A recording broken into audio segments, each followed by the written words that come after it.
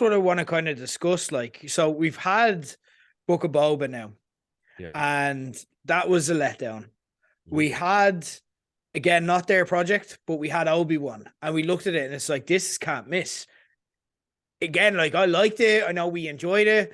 And again, I did not enjoy this season. I don't see this season as necessarily bad. This is The Wire season 2. You know what I mean? This is like, it's a really good show, but that's the weak point. You know what I mean? And I don't think they're going to absolutely totally fuck it either. But diminished expectations. Obi-Wan, diminished expectations. I screamed when I saw the Ahsoka trailer several times in a minute. I had my hands up and I reacted as intensely to any trailer that I can remember since probably Infinity War. Since probably that trailer is the last time I can remember. Holy fucking shit, that reaction. I'm a bit worried. Now you're worried. This matters a lot to me. This carries a lot of weight.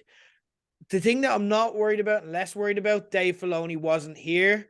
And that's, you could feel his absence in this season, but he was not here because he was working on this. And this is Dave Filoni's baby. Rebels are his. That's his. Skywalkers, you know, that's where Skywalkers are George Lucas's. This is his, you know? So I ultimately like lean on, it's probably going to be great, but I can't 100% say that with any Star Wars anymore. And look, I love my Star Wars. I'm reading Jedi Battle Scars. By the way, a lot hornier than you think it's going to be. Like, essentially Star Wars fan porn. If that's what you're into, it's the bridge book between Jedi Fallen Order and Jedi Survivor that's going to be released this week. It's the story that tells you of the 5 years in between.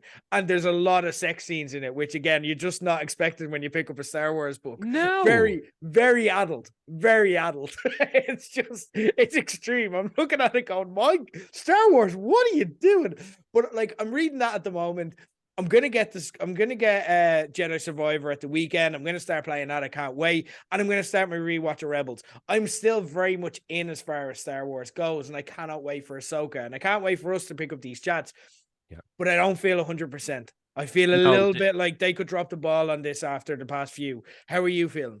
The confidence is starting to wane for me. It's like the first 2 seasons they were amazing. You know, not every episode was amazing, because you can't say that. No show has 100% every episode is great. But the first season, like, they knocked it out of the park. The second season, especially those last couple of episodes, the one with Bill Burr and then that last episode, you're like, my God. And people go on about, oh, it's only, you know, that episode is only good because of Luke Skywalker. No, it wasn't. He was in it in the last 5 fucking minutes. Now, that was epic, 5 minutes, but the 45 minutes before that was just as good. It was absolutely badass, absolutely brilliant. So I'm sorry, no. You know, these things are great. This one has fallen short. I'm very surprised. One thing I was very, very surprised about, and that was the fact that there was no mention of Thrawn in this at all. Yeah, and this was the first. I think it was the first season finale that hasn't had a after credit scene for the likes of Boba Fett and Mandalorian. There hasn't been an after credit scene, and I'm like, that's what worried me. Then I was like, we saw the Looney Tunes exit, and then I was like, right. I even turned to my son Killian and says, right, we're going to get like an after credit scene here now, Killian. We're going to see a bit of Tron or something, or even if we don't see him, we might hear that iconic voice, the spy that's on Coruscant. We might see her talking to a hollow or something, anything. And I was like, okay. Oh, okay, maybe it's after the last credits, and then fast forward. And no, maybe I missed it and rewind it, and there was nothing. I'm like, and then you get the Bad Batch. Like, maybe you should watch the Bad Batch. I'm like, you know what? Fuck you. Maybe I should. Maybe I should.